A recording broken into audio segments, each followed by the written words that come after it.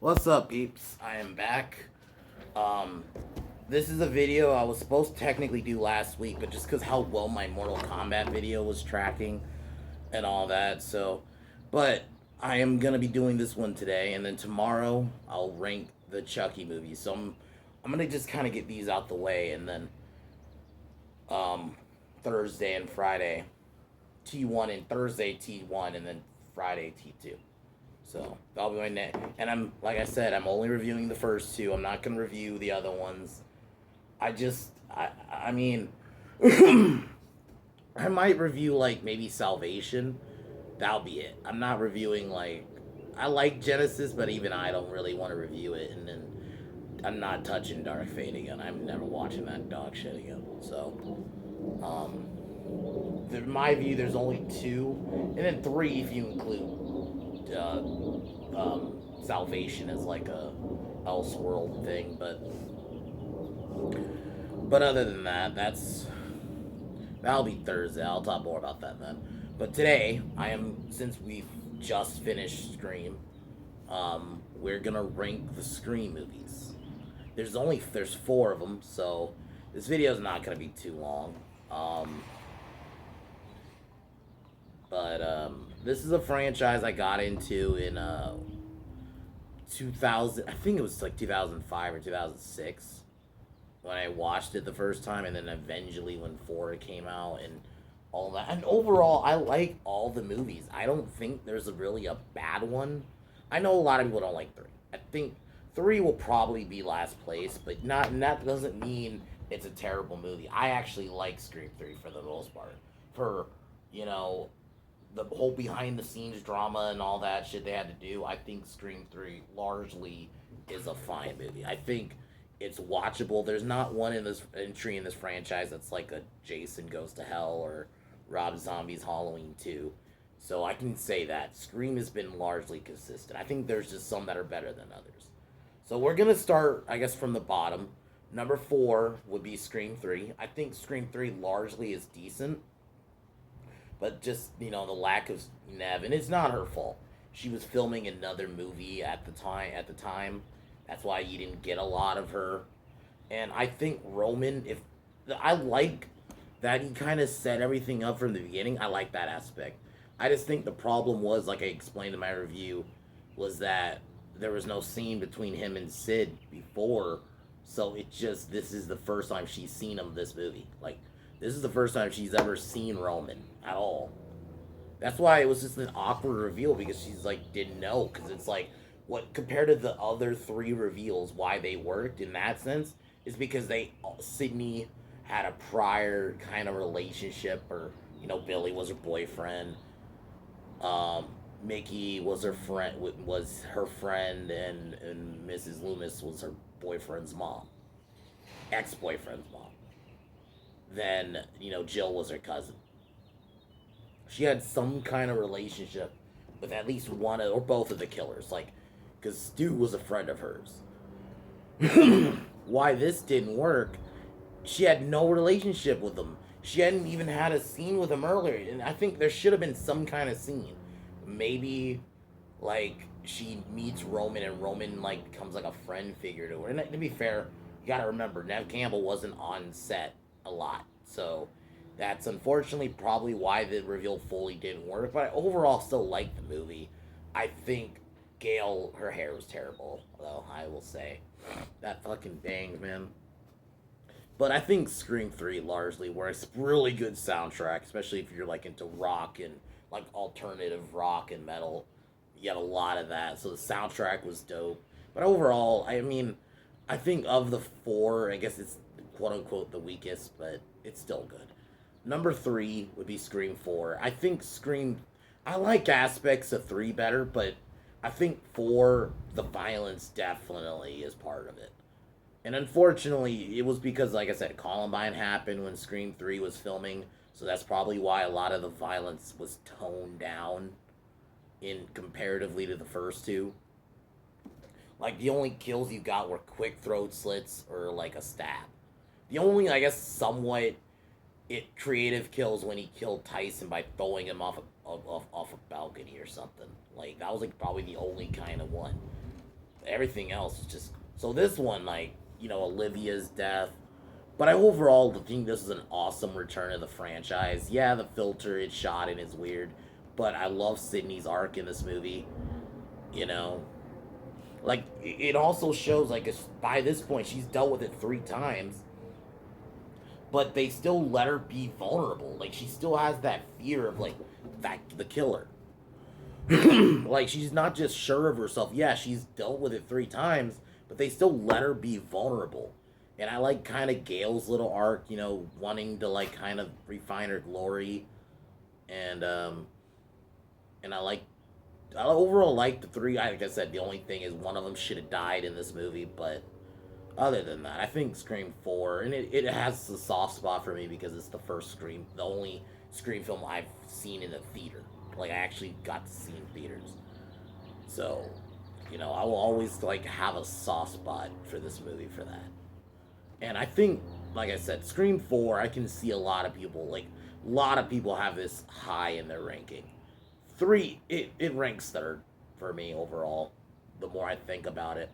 Or it's almost sometimes neck and neck with 3, but it fluctuates. But overall, Scream 4 is great. And, I mean, Jill, I think if you got a different actress, it would have worked better. But like I said, the minus that and not really knowing what happened to Kirby, and now once again, shit happens. Like because I don't know, they just never. We didn't get a 5. We're not getting a 5 until now. So, number 2 is Scream 2, of course. I think Scream 2 is great. I think the only big gripe with Scream 2 is the way they kill Randy. Not killing Randy in general. It's the way they do it. I think if they just let him die in the end and have a better death, not just get yanked in a fucking van. Um, I also didn't like. I think Derek wasn't needed. I think some of his scenes were really, especially the lunchroom scene where he's singing to Sid was just. It's very out of nowhere. Like I didn't notice it much when I watched it, but maybe it's like within the last year or so. I think I noticed it, and it's just I can't unsee it now, and it's very like out of place, like because of the tone of the movie. And then now he's singing this cheesy song to his girlfriend, which I always feel like would be in like a romance movie or a fucking comedy. Like it just feels out of place for this movie. In general, no disrespect to Jerry O'Connell, I kind of think he's out of place the whole movie. I think maybe they should have just. I know it's weird. Maybe they should have just made Mickey your boyfriend. Honestly, like I think it would have worked better, and it would have been a bit of a copy. But I think Mickey probably would. I felt like it would have been a bit better with him as her boyfriend, because he wouldn't have got that cheesy. I think I love you scene. I just that scene's a little cringe. Um,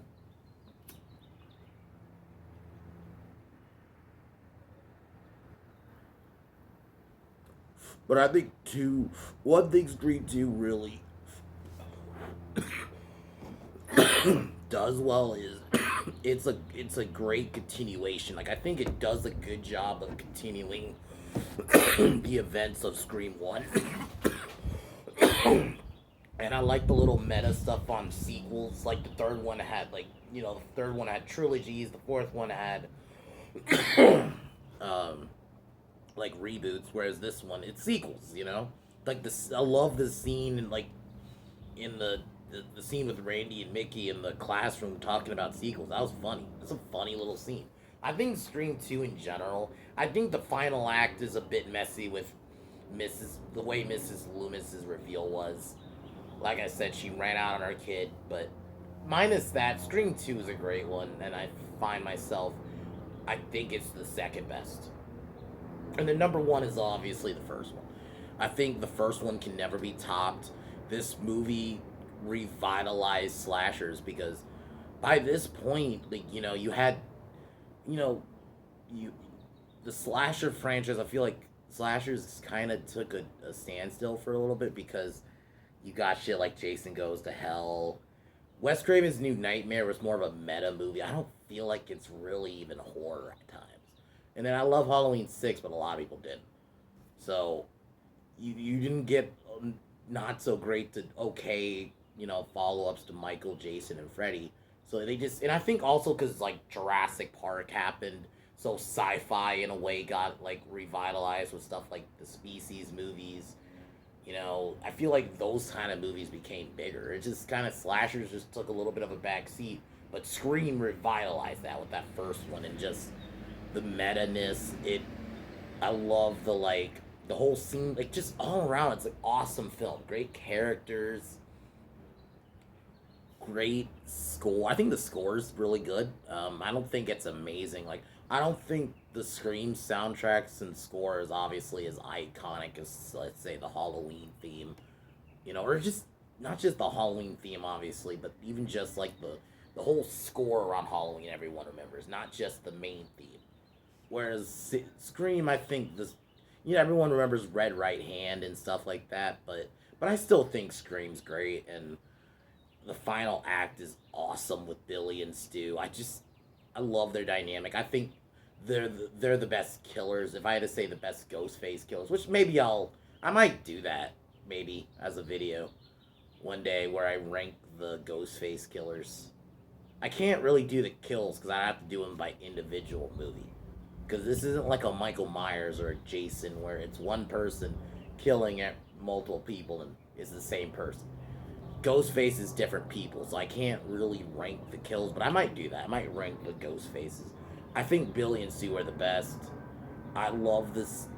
I think obviously the whole opening with Drew Barrymore is iconic. And once again, Rian Johnson, that is how you subvert expectations. Like, and then obviously the final act and just this movie in general got me to branch off to other slashers because it was mainly with Chucky. I'd only stuck to those movies. This one made me like, okay, now I might check out Friday the 13th and Halloween and eventually Nightmare, and now I'm a horror fanatic now.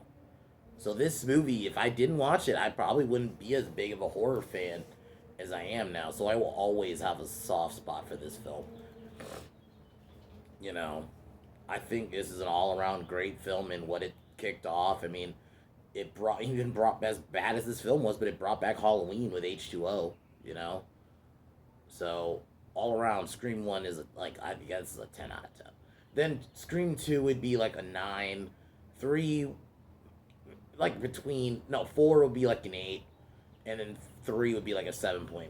I think that would be my ranking and like number. So overall, that's my Scream ranking.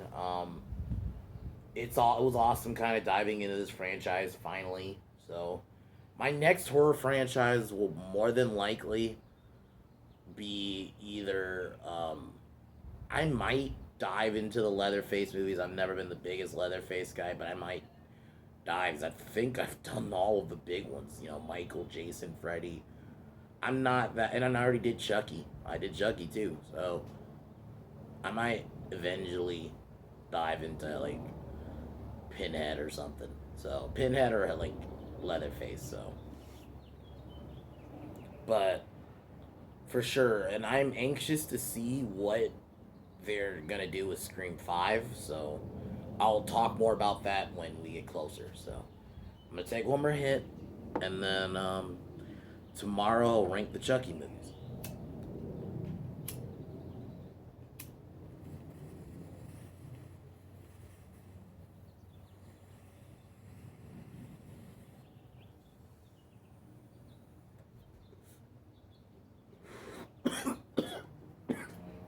Alright, guys. Fuck Hank Azaria. And fuck Mortal Kombat 2021. Talk to you guys tomorrow. Peace.